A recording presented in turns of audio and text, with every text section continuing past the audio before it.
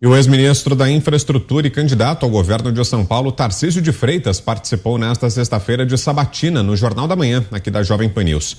Ao ser perguntado sobre o que faria na pandemia, Tarcísio disse que, graças ao governo federal, o Estado obteve muitos recursos. Se não tivesse sido a ação inteligente, oportuna, dirigente do governo federal, estados e municípios não pagariam salários. Vários municípios não pagariam salário, o serviço público ia morrer, porque os servidores não iam receber salário. É interessante que o Brasil, nesse momento, é o único país do mundo que está crescendo, está gerando emprego e está conseguindo ser eficiente no combate à inflação. A inflação está em queda, deve chegar ao final do ano aí talvez na casa dos 6,5%, menor que Estados Unidos, menor que os países da zona do euro, menor do que o Reino Unido. O custo do auxílio às pessoas é de 0,5% do PIB, em outros países ficou na casa de 1%, 2% do PIB, só que a gente está sendo muito mais eficiente. Como disse o FMI, o cenário econômico é sombrio e a exceção é o Brasil. Por isso que eu falo, ter um Paulo Guedes conduzindo isso é um luxo. E houve muita coragem do presidente Bolsonaro nesse enfrentamento, é por isso que a gente está saindo bem do outro lado. Tem um legado. O candidato do Republicanos também disse que um preparo técnico vale mais do que ser de fato nascido em São Paulo e que, junto com a população do estado, quer olhar para o futuro. O que o Estado quer? Alguém que tenha sensibilidade, alguém que entenda os problemas, alguém que consiga encaminhar uma solução e mais do que ter ideias, porque ideia, sinceramente, todo mundo tem. Qual é o grande diferencial? É ter capacidade de tirar essa ideia do papel e transformar em realidade, entregar projeto. Ninguém quer saber aonde você nasceu. Porque eu sou taxado pejorativamente, aí o tempo todo o carioca. Um cara que nasceu no Rio morou até os 2 anos de idade no Rio de Janeiro. Ninguém quer saber de onde você veio, o pessoal quer saber para onde a gente vai. Sobre a questão de segurança pública, afirmou que a polícia precisa ser amparada. Olha, eu sou contra. Eu acho que o tempo de tratar, por exemplo, o policial como suspeito e o bandido como parceiro tem que acabar. Isso é fundamental na política de segurança pública, que tem muito a ver com dissuasão. E não faz sentido nenhum eu ter uma ONG tomando decisão de segurança pública, que é uma decisão que compete ao Estado. A política de segurança pública é do Estado. Mais não tem uma que ter pergunta. ONG falando de o que vai fazer e o que não vai fazer. E disse ainda que não escolheu um secretário de segurança pública para seu governo, mas que a montagem do secretariado será técnico, a exemplo do governo federal.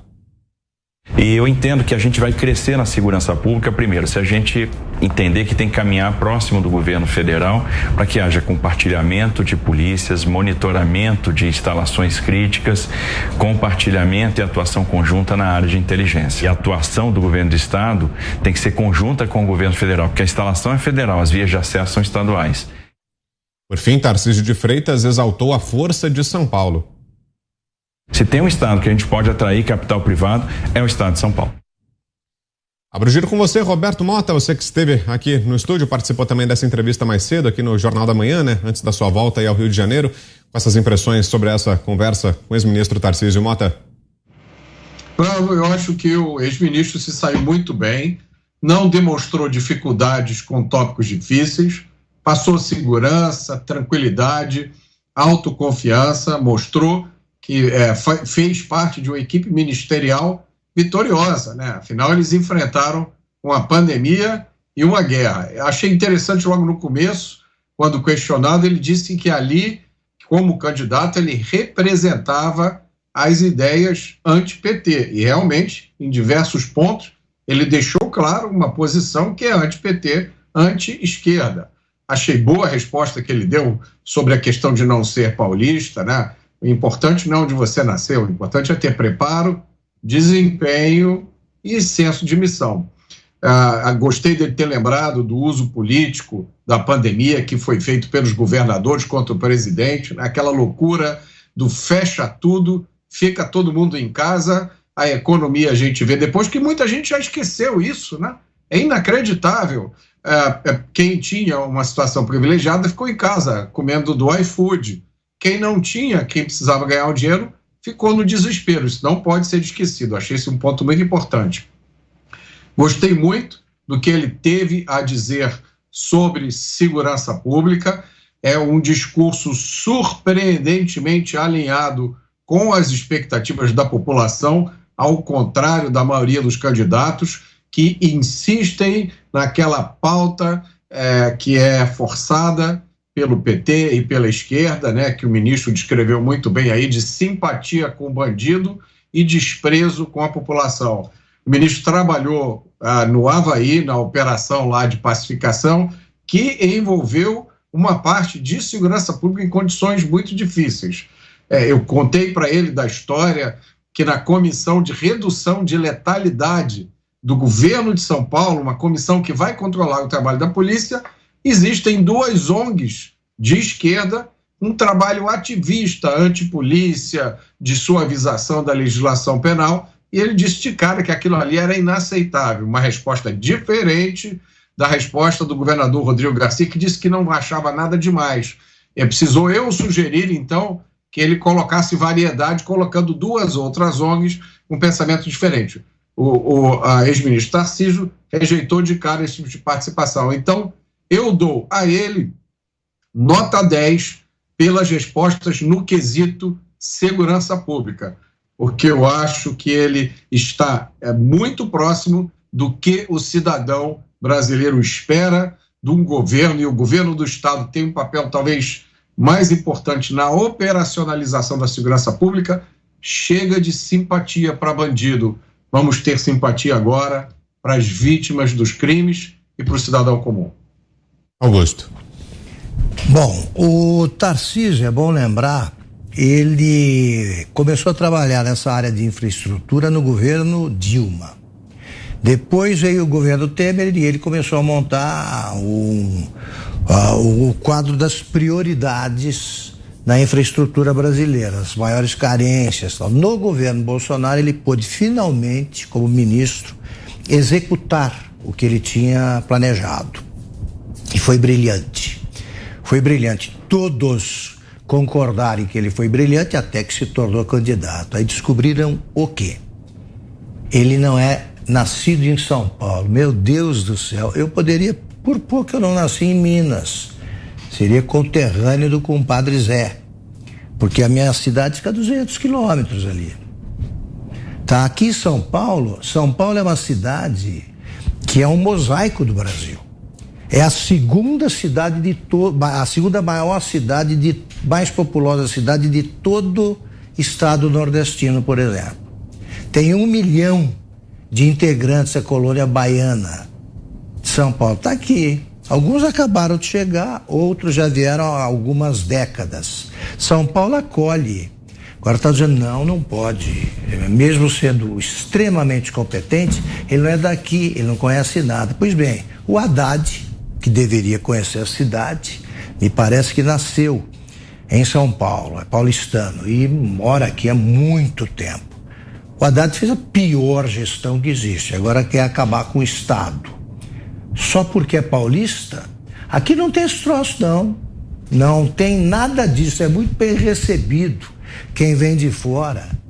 São Paulo, fiz uma reportagem sobre São Paulo há uns 8 anos na revista Veja.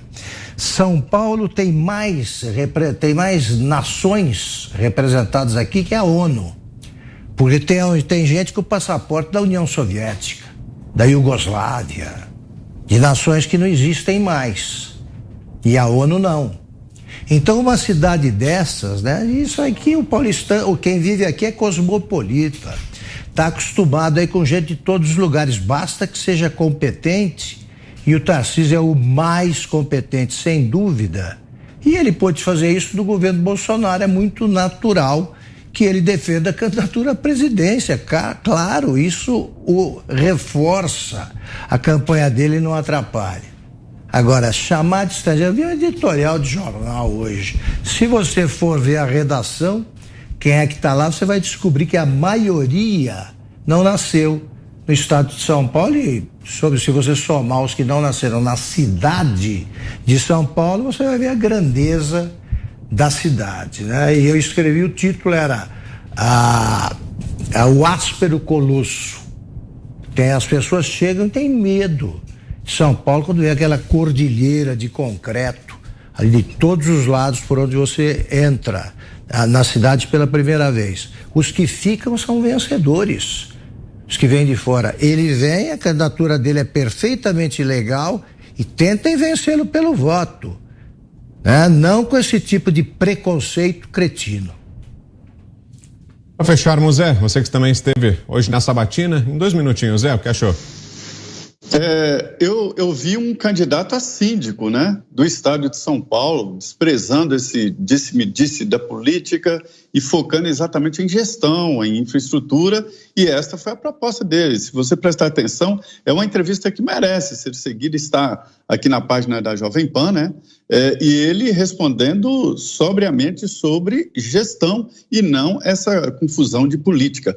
Ele está estreando na política, né? Mas oficialmente, extraoficialmente, ele sempre trabalhou ali paralelo à política, passou no concurso da Câmara e já era ali secretário parlamentar, primeiro militar, né, cursou Agulhas Negras, e depois ele passou no concurso da Câmara e depois foi trabalhar exatamente no Ministério de Infraestrutura e chegou ao topo do Ministério conhecendo toda a estrutura. E infraestrutura é a cara de São Paulo precisa de infraestrutura. Então, eu acho que ele se saiu como um candidato a gerir São Paulo, tentando mostrar, olha, disse-me-disse, essa briga de política, isso não leva ninguém a nada. É aquela história, né? Me diga o que você vai fazer, não quem você é, onde você nasceu. Diga, Schelp. Olha, eu achei muito interessante a entrevista, anotei alguns pontos que me chamaram a atenção.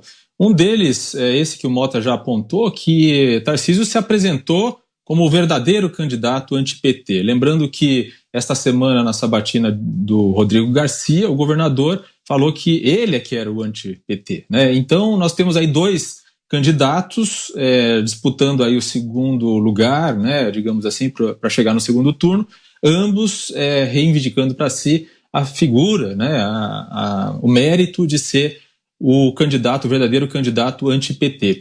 Ele respondeu muito bem à questão sobre ser de São Paulo ou não, né? Ele usou 2 argumentos. O primeiro, de que ele tem capacidade para estudar os problemas do Estado, e o segundo, que ele tem a sensibilidade para buscar soluções de acordo com aquilo que que a população espera. Óbvio que ele tem elaborado cada vez melhor a resposta a essa questão, porque inevitavelmente em todas os debates, em todas as sabatinas, ele tem que responder a isso. Então ele já tem um discurso muito bem redondinho, muito afinado em relação a essa questão. Acredito que daqui para frente vai ser cada vez mais difícil pegar no pé dele por causa disso. Em relação à segurança pública, ele pôde elaborar bem a sua posição, conseguiu marcar como uma posição de direita, com a facilidade, né, de não estar no governo, como é o caso de Rodrigo Garcia. Então, portanto, não é vidraça para o fato de que muitas políticas, quando implantadas, não têm, infelizmente, o resultado esperado para reduzir a criminalidade. E, por último, só 2 temas aí que foi interessante também, que foi a resposta dele em relação às pesquisas eleitorais. Ele disse claramente que acredita em pesquisa eleitoral, que acompanha várias delas, e usa uma análise de todas elas em conjunto, mais os trackings e as pesquisas próprias da campanha, para avaliar aí a sua própria estratégia eleitoral.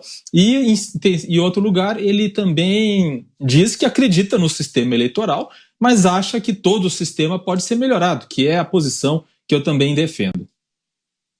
Você, Fiuza, 2 minutos. Olha, o Tarcísio de Freitas, como disse o Zé Maria, ele apresenta uma coisa fora de moda na política, que é a gestão e a administração. A política virou um falatório, uma feira demagógica, com ataques desonestos, etc. E o Tarcísio, ele pode explicar, como está procurando explicar os seus projetos, mas ele tem, né, algo que, para mim, é o único balizador de análise, que é a experiência demonstrada, né? Então, ele assumiu um lugar que é um vespeiro, a infraestrutura brasileira, especialmente a área de estradas, grandes obras, focos de corrupção historicamente, através de todos os governos, praticamente. Ele acabou com isso. O DENIT, né, que teve escândalo, quase teve CPI do DENIT, um único órgão, né, com negociatas aí de diversos tipos, ele moralizou o DENIT. ele abriu o setor para a iniciativa privada. Os que estão preocupados, a gente ouviu o Dias Toffoli falando, não, porque vai ter represália. Bom, ele não deve estar acompanhando os números do investimento estrangeiro direto no Brasil, que só crescem. Né? No golpe, na ditadura, na sombra, no espectro que paira sobre o Palácio do Planalto, o investimento estrangeiro direto só cresce. O que está acontecendo? Isso, em parte, é responsabilidade do Tarcísio Gomes de Freitas. Agora, rapidamente, Vitor, eu só quero dizer o seguinte, num outro tópico que eu acho muito importante. Eu estou muito preocupado com o Poder Judiciário brasileiro. Muito preocupado, porque nós temos visto aí reiteradamente a máxima corte aceitando demandas sucessivas, né, reiteradas, de determinados partidos, que são os campeões do acesso e da boa vontade ao Supremo Tribunal Federal. Alguns como Rede, PSB e PSOL. Isso é muito preocupante. Nós vimos, inclusive, o PSB requerendo uma intervenção na segurança pública do Rio de Janeiro, e ela se deu. E o STF acolheu, porque acolhe a maioria das demandas excessivas, políticas, partidárias, como eu já citei.